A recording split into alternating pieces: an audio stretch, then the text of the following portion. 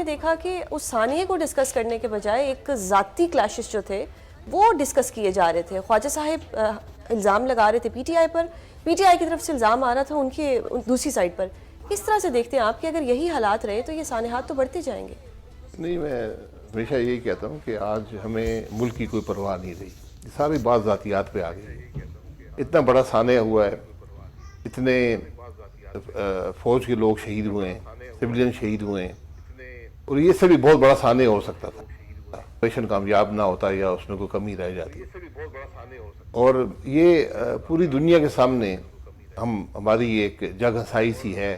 Security situation کے بارے میں دنیا کیا سوچی, اور یہاں پر بجائے اس کا حل ڈھونڈنے کے کہ یہ معاملہ ہے کیا, اس کا حل کیا ہے, ہم آپس پہ پوائنٹ سکورنگ کر رہے ہیں, پارلیمان کے اندر بھی پارلیمان کے باہر بھی. یہ بد نصیبی ہے, اور یہ ہوتا ہے جب ملک میں نہ کسی کو قانون کی پرواہ ہو نہ آئین کی پرواہ ہو, تو پھر یہ باتیں ہوتی ہیں.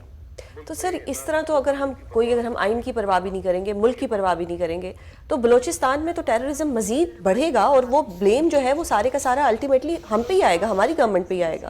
تو یہ ہیٹڈ تو ہم پھیلا رہے ہیں, خود ہی پھیلا رہے ہیں. جی, اور یہ آج کی نہیں ہے, آج جو بلوچستان میں آپ جو حالات دیکھ رہے ہیں یہ کئی اشرے پہ مبنی جو وہاں پر رویہ رہا ہے حکومت کا, مختلف حکومتوں کا. بالکل. اس حکومت کا نہیں, اس سے پچھلی جتنی حکومتیں تھیں, نہ ہم بلوچستان کے لوگوں کو عزت دے سکے, نہ ان کا حق دے سکے, نہ ان کی بات سن سکے.